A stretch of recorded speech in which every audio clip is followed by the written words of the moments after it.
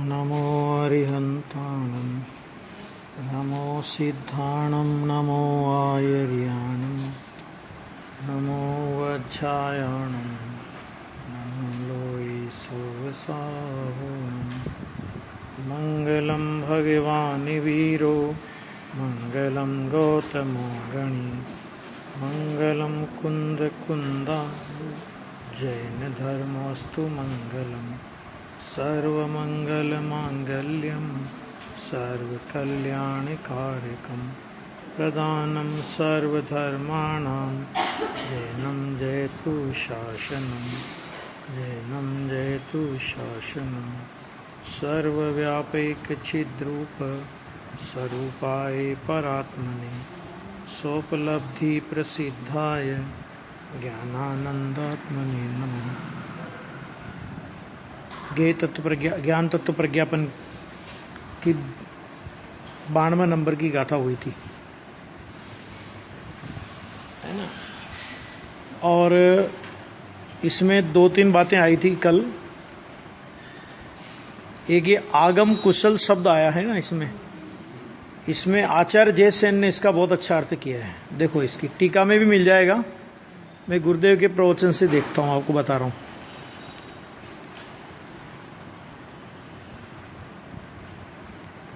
आगम कुशल जो अपन ने कल चर्चा की थी, ऐसे तो जो आत्मज्ञानी होता है, स्व संवेदन वाला होता है, वही आगम कुशल होता है। लेकिन वो अर्थ आज जयसेन आचार्य की टीका में भी मिला है। यहां लिखा है आगम कुशलो, उसमें टीका में अंदर बीच में मिलेगा, है ना। आगम, हाँ, छोटी वाली टीका में आगम कुशलो निर्दोषी परमात्मा प्रणीत परमागमाभ्यासेन निरूपाधि स्वसंवेदन ज्ञान कुशल त्वादगम कुशल आगम प्रवीण। क्या अर्थ हुआ इसका? देखो, अभी एक एक शब्द को देख लेना है इसमें। यानी ये कितना मार्मिक आचार्य जैसे ने लिखा कि आगम कुशल किसे कहते हैं। तो उन्होंने कहा निर्दोष परमात्मा के द्वारा प्रणीत जो परमागम का अभ्यास, और उस परमागम के अभ्यास से क्या करे वो कि निरूपाधि स्वसंवेदन ज्ञान कुशल, जो निरूपाधि स्वसंवेदन ज्ञान में कुशल है, अर्थात निरूपाधि स्वसंवेदन ज्ञान जिसे जो प्रकट करता है उसे ही आगम में कुशल कहा जाता है और उसे ही आगम में प्रवीण कहा जाता है। ये आचार्य जयसेन ने ये अर्थ आचार्य जयसेन ने भी किया। आगम कुशल का उन्होंने निर्विकल्प स्वसंवेदन जिसको हुआ वो आगम में कुशल है, और वो नहीं हुआ तो कोई कुशल उशल कुछ नहीं है। इस तरह ये 92 नंबर की गाथा हुई थी। 92 नंबर की गाथा के बाद ये श्लोक नंबर 5 और 6 2 श्लोक है। तो उसमें अब इस श्लोक द्वारा ज्ञान तत्व प्रज्ञापन अधिकार की पूर्णाहुति की जाती है। इसकी ज्ञान तत्व प्रज्ञापन अधिकार पूरा कर रहे हैं ना आचार्य देव, टीकाकार पूरा कर रहे हैं, ग्रंथकार ने तो कर दिया। तो अब यहां पर देखो कि इस प्रकार माने कि इस प्रकार 3 पॉइंट, आगम कुशल, मोह ग्रंथि का नाश हुआ और वीतराग चारित्र में आरूढ़ है। ये 3 बातें ली। इस प्रकार, ठीक है, इस प्रकार शुद्धोपयोग को प्राप्त करके आत्मा स्वयं धर्म होता हुआ, शुद्धोपयोग प्राप्त हुआ तो आत्मा धर्म हुआ, और शुद्धोपयोग प्राप्त नहीं हुआ और शुभ विकल्प में ही अटका पड़ा है, अशुभ में ही अटका पड़ा है। अशुभ में अटका पड़ा वो उसकी तो दिल्ली बहुत दूर है, शुभ में अटका पड़ा उसकी थोड़ी नजदीक होगी ना। उसकी देखो, कभी कभी एक बात और सुन लेना, थोड़ा जरा आपको अटपटी भी लगेगी कि उसकी दिल्ली और ज्यादा दूर है। क्यों? उसका कारण क्यों कि एक तो वो खुद उसे धर्म मानता है, दूसरे लोग उसे धर्मात्मा मानते हैं। अगर आप कोई पाप करता है ना, तो पाप करने वाले का आत्मा उसको कम से कम धिक्कारता था कि गलत तो कर रहा हूं, है ना। तो वहां से तो जीव को छूटने का फिर भी चांस है। समझ में आ गया ना? हाँ, समझ लेना बस इतना। शुद्धोपयोग को प्राप्त करके फिर क्या करेगा? आत्मा स्वयं धर्म होता हुआ, अर्थात स्वयं धर्म रूप परिणमित होता हुआ। मैंने धर्म रूप परिणमन क्या हुआ, इसका मतलब बताओ। कि जो शुद्धोपयोग की उपलब्धि हुई, बस वो शुद्धोपयोग की उपलब्धि का नाम ही धर्म रूप परिणमन है। शुद्धोपयोग खुद क्या है? शुद्धोपयोग पर्याय है, धर्म है। तो वो जो शुद्धोपयोग की जो धारा चालू हुई, तो वो शुद्धोपयोग की धारा दो तरह से, शुद्धोपयोग और शुद्धोपयोग के अभाव में शुद्ध परिणति। शुद्ध परिणति तो शुद्धोपयोग के साथ भी रहती है, लेकिन कभी कभी शुद्धोपयोग नहीं होगा। मुनिराज हैं तो छठे गुण स्थान में हैं, तो शुद्धोपयोग नहीं होगा, शुद्ध परिणति होगी। श्रावक को निर्विकल्प अनुभूति के अलावा शुद्ध परिणति निरंतर चलेगी। शुभ और समय दृष्टि को भी उसकी भूमिका के योग्य शुद्ध परिणति चलेगी। तो जो शुद्ध परिणति या जो शुद्धोपयोग है, वास्तव में धर्म तो उसका नाम, वो यहां पे कह रहे हैं। देखो, धर्म रूप परिणमित होता हुआ नित्य आनंद के प्रसार से सरस। कैसा आनंद? अर्थात जो शाश्वत आनंद के प्रसार से रसयुक्त, शाश्वत आनंद का प्रसार रूप जो तत्व है, ज्ञान तत्व, उसमें लीन किसमें है? कि ज्ञान तत्व में। ज्ञान तत्व माने ध्रुव त्रिकाली चैतन्य स्वभाव में। वो जो चैतन्य स्वभाव है वो कैसा है? तो उन्होंने कहा नित्य आनंद के प्रसार से सरस, जिसमें नित्य आनंद आनंद आनंद आनंद आनंद ही भरा है। आत्मा में सुख नाम का गुण है, अथवा आत्मा में आनंद नाम का गुण है। बताओ, आत्मा में दुख नाम का गुण है कि नहीं है? है? तो गुण नहीं है तो पर्याय कैसे हुई? सुख गुण की पर्याय दुख है? हाँ, देखो एक बात और समझना कि समय सार की शैली में अगर थोड़ी बात करें अपन, ये तो अपन जो बात कर रहे हैं वो लघु सिद्धांत प्रवेशिका की प्राथमिक शैली की बात है, लेकिन समय सार की शैली के हिसाब से बात करें तो दुख आत्मा की पर्याय है कि नहीं? नहीं, दुख आत्मा की पर्याय है कि नहीं है? जरा विचार करो थोड़ा। विभाव पर्याय को समय सार पर्याय ही नहीं मानता आत्मा की। विकार को, आत्मा की गंदगी को कौन अपना घर की संपत्ति मानेगा? है ना? ये थोड़ा शैली का फर्क है। समय सार में शक्तियों का वर्णन जहां पे किया, वहां सुख शक्ति लिए, और सुख शक्ति का परिणमन कभी भी दुख रूप नहीं होता। और जो दुख रूप परिणमन है, आचार्य कहते हैं हम उसे सुख शक्ति का परिणमन ही नहीं मानते। ये समय सार दृष्टि प्रधान शैली है, दृष्टि की प्रधान की शैली, दृष्टि प्रधान नहीं। अरे यही शैली कल्याण करने लायक है, बाकी सब ठीक है, समझने जैसे ही है। प्राथमिक भूमिका में वो सब बातें आएगी। राग क्या है? कि चारित्र गुण की विकारी पर्याय। आचार्य कहते हैं राग आत्मा की पर्याय ही नहीं है, पहले ये नक्की करो, उसके बाद जान लेना कि एक समय का विकार है। पहले उस विकार का निषेध आना चाहिए। क्या अभी स्वभाव का जोर आवे ना, तो स्वभाव के जोर में पहले विकार का निषेध आवे कि मेरी पर्याय नहीं हो सकती, विकार मेरा परिणमन नहीं हो सकता। तो किसका है फिर वो? कि जिसके लक्ष्य से हुआ उसका है। पुद्गल से पूछो, मुझसे क्या पूछते हो? लिखा है, मैं नहीं बोलता, अभी समय सार का पढ़ो, जीव जीव अधिकार 49 गाथा से लेकर के 68 नंबर तक की गाथा तक पढ़ो, उसमें पूरा ये सब विषय आया। यहां पे देखो, भगवान आत्मा कैसा, अपने को तो आत्मा की बात करते हो, आत्मा कैसा? तो वो कहते हैं कि नित्य आनंद के प्रसार से सरस है। माने रस युक्त है, माने ऐसा नहीं है आत्मा में गए तो ठीक है भाई, अब सब जगत के सारे प्रपंच छोड़ दिए, अभी आत्मा में चले गए, उधर क्या मिलेगा पता ही नहीं है। कह रहे भैया ऐसा नहीं, वो आनंद के प्रसार से सरस है। तू एक बार उसमें डुबकी लगाएगा, उस आत्म स्वभाव का एक बार अवलंबन करेगा, तुझे दुनिया का सारा रस उड़ जाएगा। और आत्मा में डुबकी नहीं लगाई और दुनिया का रस नहीं उड़ा, क्योंकि आत्मा में डुबकी लगाए बिना, आत्मा का अनुपम अतीन्द्रिय रस चखे बिना 5 इंद्रिय के विषयों का रस उड़ता नहीं है। समझ में आ गया? और रस 5 इंद्रिय के विषयों का रस उड़ा नहीं, और 12वें 5 इंद्रिय के विषय छोड़ करके भी बैठ गए, तो क्या होगा कि दूसरे उपाय करेगा, उसमें कुछ ज्यादा कहने की आवश्यकता नहीं। ठीक है ना? तो यहां पे क्या अर्थात, जो शाश्वत आनंद के प्रसार से रस युक्त है। कैसा है? देखो आचार्य भगवान की कथन है ना, शाश्वत आनंद के प्रसार से, शाश्वत आनंद के प्रसार से रस युक्त।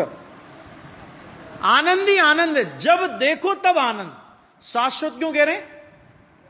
कि तू जिस समय आत्मा को देखे उस समय आनंद का आनंद स्रोत बह रहा, फिर भी उदास है, अचरज है जल में रह के भी मछली को प्यास है ना? मैंने आनंद स्रोत आत्मा अंदर में बह रहा मैंने निरंतर निरंतर निरंतर निरंतर निरंतर निरंतर निरंतर। वो एक समय का परिणाम की बात नहीं कर रहा हूं, निरंतर निरंतर निरंतर मैंने उत्पाद व रहित निरंतर की बात कर रहे हैं अपन यहां पे भी, है ना? ऐसा जो भगवान आत्मा है कि वो आनंद के प्रसार से रस युक्त है, ऐसे ज्ञान तत्व में लीन। क्योंकि ज्ञान के साथ में आनंद नहीं आवे तो उस ज्ञान को ज्ञान कहना ही नहीं चाहिए, उस ज्ञान को बोझा कहना चाहिए। जिस ज्ञान के साथ में आनंद नहीं आवे उस ज्ञान को ज्ञान कौन कहे? समय सार कलश टीका की पहली कलश की टीका में पंडित राजमल जी साहब ने कहा, जड़ संसारी जीव आदि इनमें ज्ञान भी नहीं और सुख भी नहीं, और इनको जानने से जानने वाले को उनने कहा कि ज्ञान भी नहीं और सुख भी नहीं। कि क्या मतलब साहब? ज्ञान भी नहीं, जीव में भी ज्ञान नहीं, कि जिस ज्ञान में दुख का निवारण ना हो अथवा जिस ज्ञान से दुख का निवारण ना हो उस ज्ञान को ज्ञान कहना चाहिए कि ज्ञान के नाम पर कलंक कहना चाहिए? क्या कहना चाहिए उस ज्ञान को? वो कलंक है, काय का ज्ञान है वो? ज्ञान उसे कहते हैं जो दिशा निर्देश करे। जो भटका हुआ ज्ञान है उसको ज्ञान कौन कहेगा? जो अपने प्रयोजन को नहीं, अरे जो जिसका ज्ञान है उसको प्रसिद्ध नहीं कर रहा। क्या कहा? किसका ज्ञान है वो? आत्मा का ज्ञान है। ज्ञान किरण किसकी है? पर्याय, ज्ञान की पर्याय निकली, तो ज्ञान की पर्याय किसमें से निकली? ज्ञान मूर्ति आत्मा में से निकली ना। तो जिसकी वो पर्याय है उसे प्रसिद्ध नहीं करे और सारी दुनिया को प्रसिद्ध करता फिरे। कहते उस ज्ञान को पत्थर बांध के कुएं में डाल दो, किसी काम का नहीं है वो ज्ञान। क्यों? कौन सा ज्ञान काम का?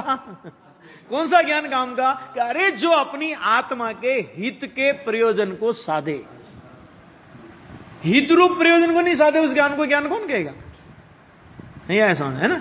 क्योंकि हाँ देखो ये कह रहे हैं यहां पे, ऐसे ज्ञान तत्व में लीन होकर फिर क्या करता है कि लीन हो गया। अब उसके बाद क्या किया कि अत्यंत अविचलता के कारण लीन तो हो गया लेकिन उपयोग छिटक करके बाहर आ जावे। आदिनाथ भगवान भी लीन हुए थे और भरत चक्रवर्ती भी लीन हुए थे। आदिनाथ को लीनता होने के बाद केवल ज्ञान लेने में 1000 साल तपस्या की उनने, 1000 साल तपस्या की। और भरत चक्रवर्ती ने अंतर्मुहूर्त में वो काम किया। दुनिया को आदिनाथ जी ज्यादा तपस्वी लगते हैं, नहीं लगते हैं? कि ज्यादा दमदार है वो, 1000 साल तक तप किया। मैंने कहा भाई एक बात बताओ, एक कक्षा को पास होने में कितना साल लगता है? 1 साल। और कोई 4 साल में पास करे तो अरे आदिनाथ जी को भी जब केवल ज्ञान हुआ तब अंतर्मुहूर्त में ही हुआ है। भरत चक्रवर्ती को भी अंतर्मुहूर्त में हुआ है। अविचलता कि बस वो अविचल स्थिति कि जो लगातार 48 मिनट तक की जो स्थिरता की पोजीशन बनी रहे, कि वो पोजीशन लाने में आदिनाथ भगवान को लगे 1 साल, 1000 साल, है ना, और भरत जी को लगा अंतर्मुहूर्त।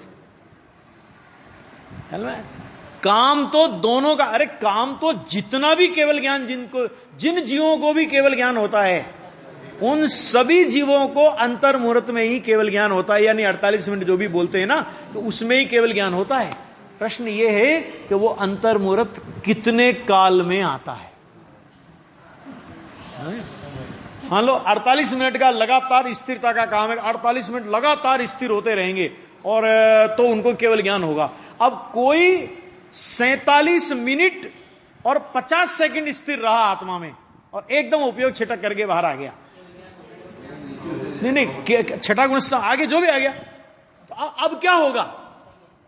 अब यह होगा कि दोबारा जो स्वरूप स्थिरता होगी वो वापस 1-2 से गिनती चालू होगी। ऐसा नहीं होता कि देखो भाई 47 मिनट और 50 सेकंड तो मैं कल स्थिर हो गया था, अभी 10 सेकंड का मेरा काम बाकी है ना, ऐसा नहीं चलता है।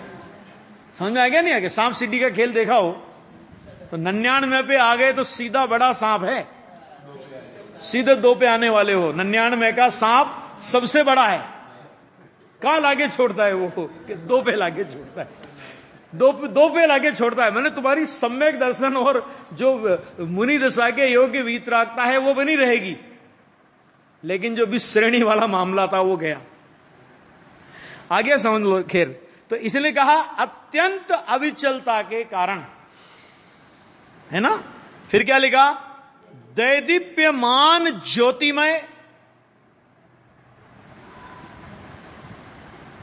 और सहज रूप से विलसित, मन स्वभाव से ही प्रकाशित रत्न दीपक की निष्कंप प्रकाशमय शोभा को पाता है। देखो, रत्न दीपक की बात की है, दूसरे दीपक की बात क्यों नहीं की? कि दूसरे दीपक में तो हवा चलेगी तो उसका प्रकाश कम होगा, ज्यादा होगा, बुझ जाएगा, लेकिन रत्न दीपक का जो प्रकाश है, ये रत्न दीपक का प्रकाश अकंप रहता है। आया? ये रत्न दीपक के प्रकाश की एक और बात पहले भी की थी इसी प्रवचन सार में, चल चुका है वो विषय। कहां की थी वो? रत्न दीपक की उदाहरण दिया था, रत्न दीपक का कहां दिया था? तो निर्माल्य नहीं लेना चाहिए कहां लिया था? प्रवचन सार 80 नंबर की गाथा में, है ना। हाँ, देखो भाई क्या कह रहे हैं। सहज मतलब वो रत्न दीपक, देखो रत्न दीपक का दृष्टांत और भी कि स्वभाव से ही प्रकाशित है। रत्न दीपक को प्रकाशित करने के लिए बत्ती चाहिए, तेल या घी चाहिए, माचिस चाहिए, क्या चाहिए? नहीं चाहिए ना। कि इसी तरह आत्मा के ज्ञान के प्रकाश के लिए, आत्मा को अपने ज्ञान प्रकाश के लिए किसी अन्य साधन की, अरे यहां तक कि लोकालोक को जानने वाले ज्ञान को लोकालोक के अस्तित्व की भी अपेक्षा नहीं है। क्यों नहीं है? क्यों? लोकालोक की तरफ झांकता कहां है ज्ञान? लोकालोक की ओर झांकता कहां है ज्ञान? ज्ञान अपने में रह करके पूरे लोकालोक का ज्ञान हो जाता है। लोकालोक की भी जिस ज्ञान को अपेक्षा नहीं है कि लोकालोक है इसलिए लोकालोक को जानता है, ऐसा नहीं। जैसे रत्न का प्रकाश स्वाभाविक है, उसे किसी अन्य साधन की आवश्यकता नहीं है, इसी तरह आत्म निष्कंप माने इसी तरह जो आत्मा में अंतर स्वरूप लीनता के बल पर जो ज्ञान प्रकाश प्रकट होगा वो कैसा है? कि वो अत्यंत निष्कंप है, रत्न दीपक की भांति।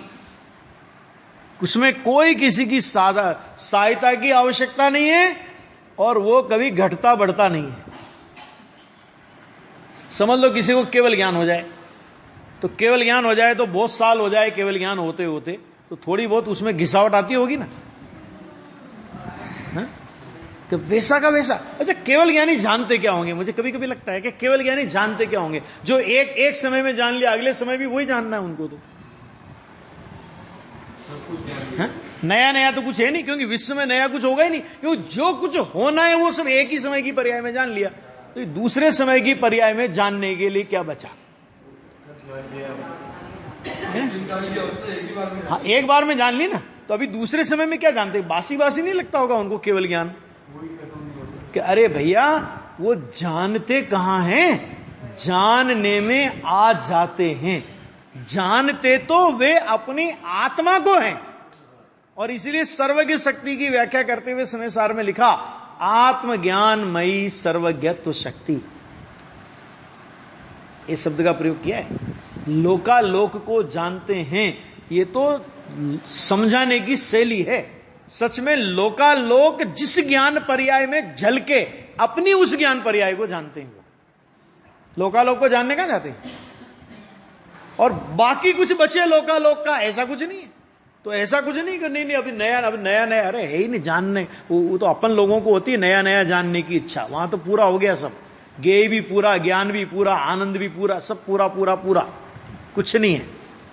वो यहां पे कह रहे हैं, देखो कैसा है कि देदीप्यमान ज्योति में और सहज रूप से विलसित मन स्वभाव से ही प्रकाशित रत्न दीपक की निष्कंप प्रकाशमय शोभा को पाता है। अर्थात रत्न दीपक की भांति स्वभाव से ही निष्कंपतया अत्यंत प्रकाशित होता है, जानता रहता है। तो जानना जानना जानना जानना, अनंत काल तक सिद्धालय में विराजमान सिद्ध भगवान, अरिहंत भगवान की तो मुक्ति हो जाएगी, तो भी सिद्धालय में भी जाएंगे तो केवल ज्ञान लेकर के ही जाएंगे, तो अनंत काल तक करते क्या होंगे भगवान? तो बस कुछ नहीं करते, अपनी आत्मा को जानते रहते हैं, अपनी आत्मा के आनंद का वेदन करते रहते हैं, और लोकालोक ज्ञान में जानने में आता रहता है।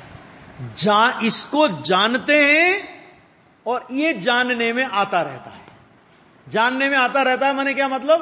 कि ज्ञान पर्याय में उस तरह के ज्ञेयाकार सहज ही निर्मित होते रहते हैं। अर्थात ज्ञान पर्याय लोकालोक के ज्ञेयाकार रूप परिणमित होती रहती है। अंतर क्या आता है? अंतर आता है जिस पर्याय को अभी वर्तमान पर्याय के रूप में जान रहे हैं, अगले समय में वो पर्याय भूतकाल की पर्याय के रूप में जानेंगे, और अभी के समय में अगले समय की जिस पर्याय को भविष्य पर्याय के रूप में जान रहे हैं, अगले समय में वो पर्याय वर्तमान हो जाएगी। माने भूतकाल, वर्तमान काल भूतकाल होगा और भविष्य काल वर्तमान काल होगा। इतना ज्ञेयाकारों में परिवर्तन, लेकिन उनके जानने में कोई दिक्कत इसलिए नहीं कि भूतकाल हो, वर्तमान काल हो, भविष्य काल हो, वो तो सबको वर्तमानवत ही जानता है ना। इतना अंतर होता रहता है, वो समझ लेना। आगे देखिए, अभी ये गाथा पूरी, ये कलश एक और है। अब इस श्लोक द्वारा ज्ञान तत्व प्रज्ञापन नामक प्रथम अधिकार की और ज्ञेय तत्व प्रज्ञापन नामक दूसरे अधिकार की संधि बताई जाती है। माने ज्ञान तत्व अधिकार से ज्ञेय तत्व अधिकार की संधि क्या है? इसका मतलब क्या हुआ कि एक ज्ञानाधिकार और एक ज्ञेयाधिकार, जैसे ना आचार्य के हिसाब से ये सम्यक ज्ञान का अधिकार है जो अभी अपना चल रहा, समझना क्या? और अभी जो चलेगा ज्ञेय तत्व प्रज्ञापन, वो आचार्य जयसेन कहते हैं सम्यक दर्शन अधिकार है। क्या मतलब इसका? कि ज्ञान में जानने योग्य जो चीज है उसमें कम, अधिक और विपरीत, तीन दोष होते हैं ना ज्ञान के। कम भी ना हो, अधिक भी ना हो और विपरीत भी ना हो। ऐसा जानने का नाम, मतलब वो ज्ञेय है ना, कि ये जानने योग्य है, इससे कम नहीं, अधिक नहीं और विपरीत नहीं, वो ज्ञेय तत्व प्रज्ञापन अधिकार में आएगा। तो ज्ञान तत्व प्रज्ञापन नामक प्रथम अधिकार, जिसमें पूरे क्योंकि देखो एक ज्ञान तत्व प्रज्ञापन पहले क्यों लाए? ज्ञान तत्व नहीं, ज्ञान प्रदान से मतलब नहीं ना, ज्ञान प्रदान तो वो भी है, ज्ञेय तत्व प्रज्ञापन भी ज्ञान प्रदान है इसका। तो इसका जो सम्यक दर्शन अधिकार है, वो सम्यक दर्शन अधिकार भी ज्ञान प्रदान है। कि अरे ये ज्ञेय जाने किसने? कि ये सर्वज्ञ परमात्मा ने जाने हैं। ये सर्वज्ञ परमात्मा कैसे हैं? तो कि अनंत आनंदमय है वो सारा।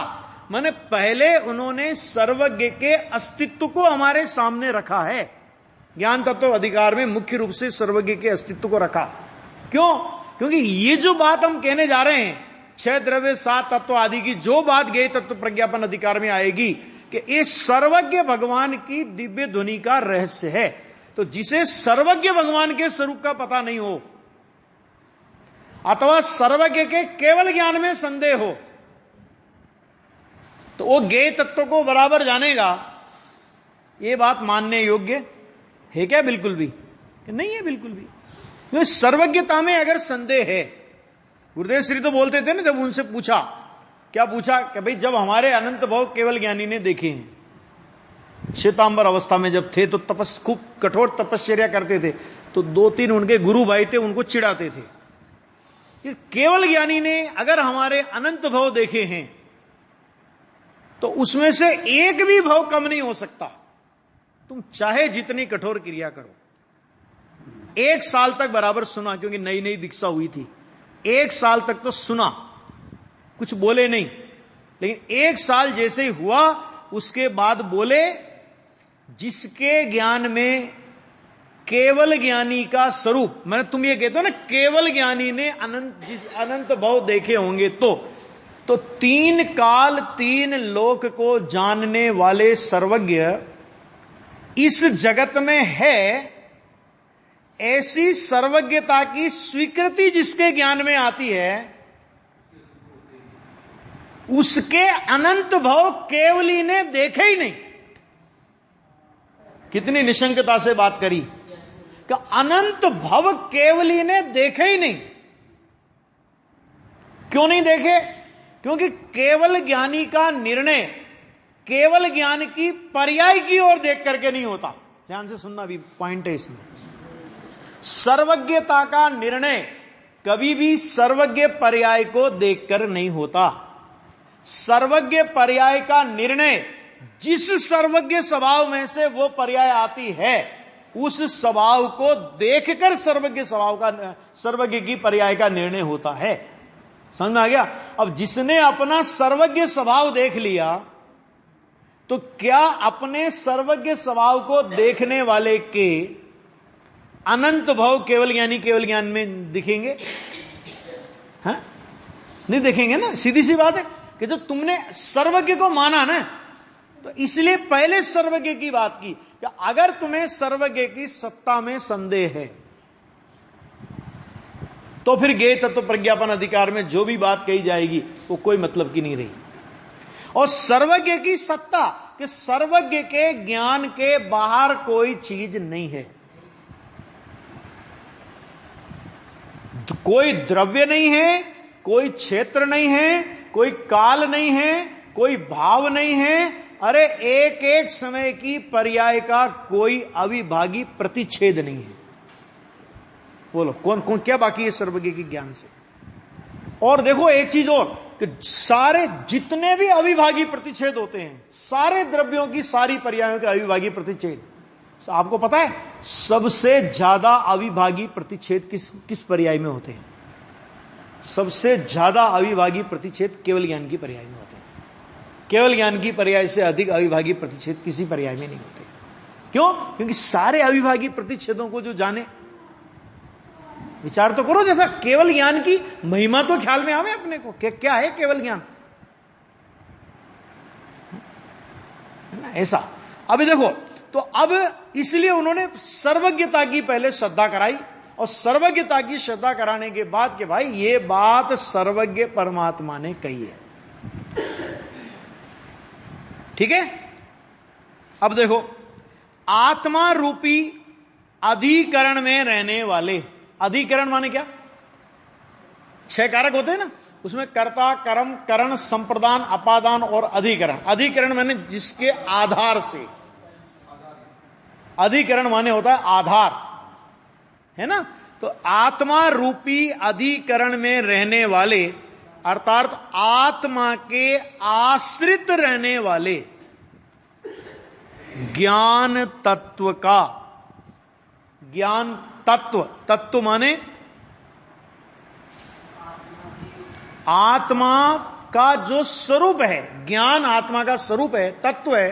तो वो ज्ञान तत्व किसके आधार पर रहता है, किसके आश्रित रहता है? तो कहते हैं आत्मा के आश्रित रहता है। आत्मा से बाहर ज्ञान नहीं पाया जाता। इसमें 2 गाथाएं आई हैं कि अगर तुम ज्ञान को आत्मा से अधिक मानोगे तो क्या आपत्ति आएगी, और आत्मा को, ज्ञान को आत्मा से हीन मानोगे तो क्या आपत्ति आएगी। मतलब क्या कि आत्मा असंख्य प्रदेशी और ज्ञान हो अनंत प्रदेशी, तो क्या आपत्ति आएगी कि बाकी का जो असंख्यात प्रदेशों के अलावा जो ज्ञान है ना, तो वो आत्मा से संबंध नहीं रहेगा, उसका निराश्रय हो जाए। वो बहुत सारे न्याय से सिद्ध किया, और उन्होंने कहा कि आत्मा असंख्यात प्रदेशी और ज्ञान हो संख्यात प्रदेशी, तो क्या क्या आपत्ति आएगी। तो उन्होंने कहा कि उतने उतने प्रदेश आत्मा का ज्ञान का साथ संबंध नहीं रहा ना, तो आत्मा के जड़त्व का प्रसंग आएगा। बहुत तर्क, न्याय और युक्तियां देकर के इस बात को सिद्ध किया है।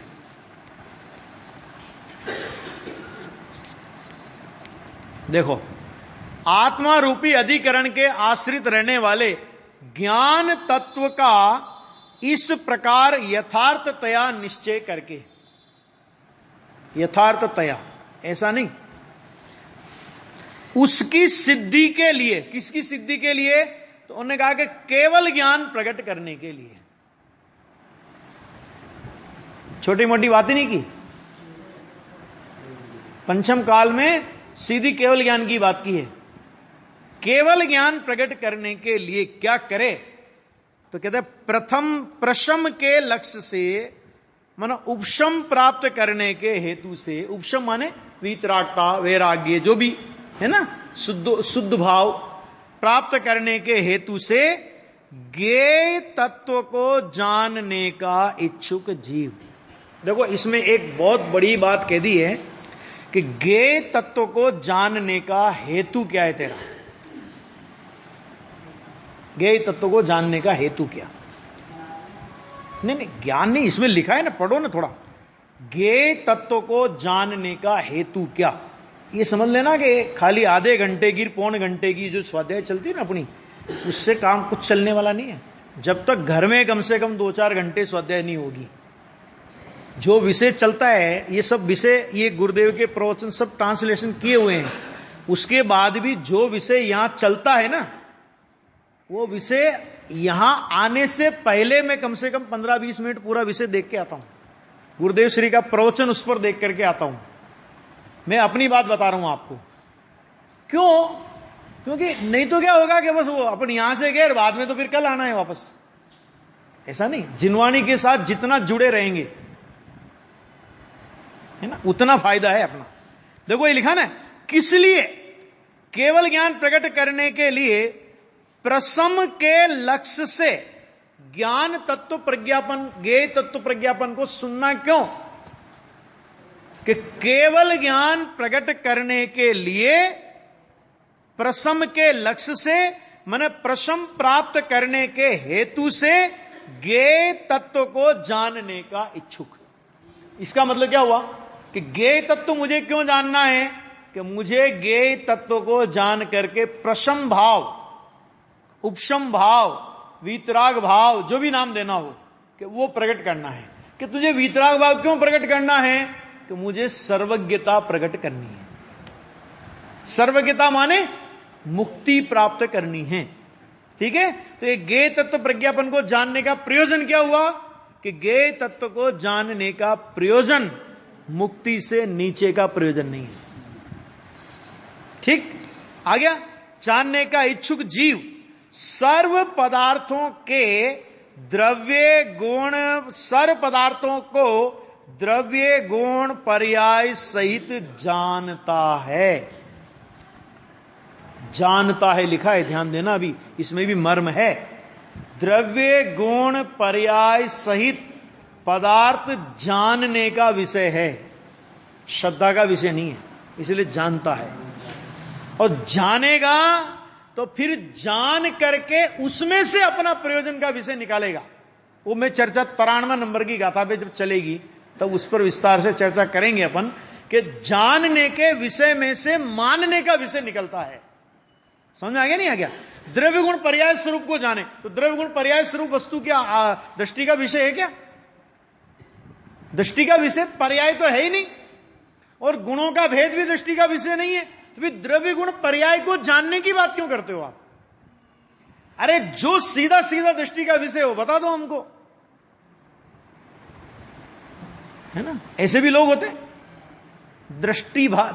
दृष्टिभाषी लोग होते हैं ऐसे कि भाई साहब पहले तो यह नक्की कर लो कि दृष्टि पर्याय है, इसलिए पर्याय से एलर्जी रख करके तुम दृष्टि का विषय समझना चाहो तो नहीं समझ सकते, और पर्याय से एलर्जी नहीं रखना इसलिए पर्याय को दृष्टि के विषय में घुसाने की कोशिश करो कि ये भी नहीं चलेगा। समझ में आ गया नहीं आ गया? वो चर्चा विस्तार से उस गाथा में आएगी, तब करेंगे। देखो, सर्व पदार्थों के द्रव्य गुण पर्याय सहित जानता है, जिससे कभी मोहांकुर की किंचित मात्र भी उत्पत्ति ना हो। कि जानने मात्र से, सर्व पदार्थों को द्रव्य गुण पर्याय को जानने मात्र से, कि जानने मात्र से ये एक शब्द है। अब इस जानने में बहुत सारा मर्म है, और वही मर्म को समझाने के लिए आचार्य देव ज्ञेय तत्व प्रज्ञापन अधिकार ले रहे हैं। इस प्रकार श्रीमद् भगवत कुंद कुंद आचार्य देव प्रणीत श्री प्रवचन सार शास्त्र की श्रीमद् अमृत चंद्र आचार्य देव विरचित तत्व दीपिका नामक टीका में ज्ञान तत्व प्रज्ञापन नामक प्रथम श्रुत स्कंद समाप्त हुआ। ठीक है, अब ये कल अपनी जो चर्चा आएगी ज्ञेय तत्व प्रज्ञापन अधिकार की चर्चा आएगी, इसमें बस ये गाथा देख लो, गाथा करे पढ़ लो, शुरुआत हो जाएगी। अथो खलु दव्वमवो दव्वाणि गुणपगाणि भणिदाणि ते हिम पुणोपजाया पज्जय मूढ़ा ही पर समया। आ गया ये पज्जय मूढ़ा ही पर समया। बस यहां से उन्होंने दृष्टि के विषय के बीज डाल दिए, और उसमें बहुत सीधी सी बात, अथ खलु दव्वमो, पदार्थ द्रव्यमय है, द्रव्य गुणात्मक कहे गए हैं, गुणों से और द्रव्य से पर्याय होती है, और पर्याय मूढ़ जीव पर समय है। अब आ गया होगा समझ में कि द्रव्य गुण पर्याय को जानना क्यों आवश्यक, कि पर्याय को जानना क्यों, क्योंकि पर्याय को पर्याय जानेगा तो पर्याय मूढ़ता नहीं रहेगी। अभी तक हम क्या कर रहे हैं कि पर्याय को पर्याय जानते ही नहीं, अर्थात हम पर्याय को ही नहीं जानते। क्यों नहीं जानते? क्योंकि पर्याय को ही हम लोग द्रव्य मानते हैं, इसलिए द्रव्य गुण पर्याय को जानने की बात आई है। ये चर्चा कल से शुरू होगी।